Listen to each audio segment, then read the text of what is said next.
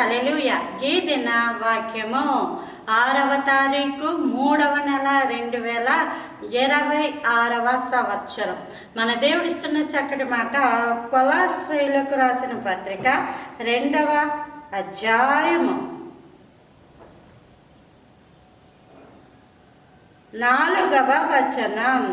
ఎవడైనను చక్కని మాటల చేత మిమ్మును మోసపరచకుండానట్లు ఈ సంగతిని చెప్పుచున్నాను.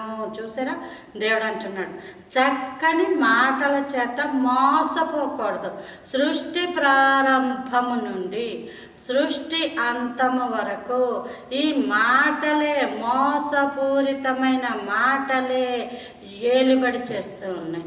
ఏంటి ఆ మాటలు అంటే, నువ్వు బాగుంటావు, నువ్వు ఇది తింటే బాగుంటావు, నువ్వు దేవదూతల వల్లే ఉంటావు, నువ్వు అలా ఉంటావు, ఇలా ఉంటావు అనేసరికి అప్పవాది యొక్క మాటల చేత అవ్వమ్మ ఎలాగైతే మోసపోయిందో సేమ్ అలాగుననే ఈ రోజుల్లో కూడా పలానా దుర్వ్యాపారం చేయి, నువ్వు చాలా బాగుంటావు, పలానాది చేయకూడని పని నువ్వు చేయి, నీ జీవితం అద్భుతంగా ఉంటుంది, పలానా చండాలపు పని నువ్వు చేయి, నీ జీవితం ఎంత బాగుంటుందని అపవాది అతి మోసకరమైన మాటలతోటి చెప్పినప్పుడు ఆనాడు అవ్వమ్మ ఎలాగైతే లోబడిపోయి ఆ మాటలు విన్నదో ఈ రోజుల్లో కూడా స్త్రీ అని లేదు, పురుషుడని లేదు, చిన్నపిల్లలని లేదు, యవనస్తులని లేదు, పెళ్ళైన వారని లేదు, మొత్తానికి ఏదో రకంగా ఏదో విధంగా ఎవరో ఒకరిని ప్రతి ఒక్కరిని అలా పడేస్తూనే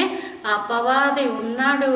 ఎందరైతే కీర్తనల గ్రంథం 1వ అధ్యాయం 1వ వచనంలో దుష్టుని ఆలోచన చొప్పున నడవక, పాపుల మార్గంన నిలువక, అపహాసకులు కూర్చుండు చోటను కూర్చుండక, దేవారాత్రము ధర్మశాస్త్రమును అనుసరించుచు దానిని ధ్యానించేవాడు ధన్యుడు.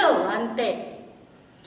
ఎవరు మిమ్మల్ని మోసపుచ్చనివ్వకండి, మోసపోకండి. ఎవరైనా ఏదైనా మాట చెప్పారంటే అది బైబిల్ ప్రకారం ఉందా లేదా అన్నది చూసుకున్నప్పుడు వారి యొక్క హృదయ రహస్యములు మీకు తేటగా తెలియపరచబడతాయి. Praise the Lord. ఆమేన్.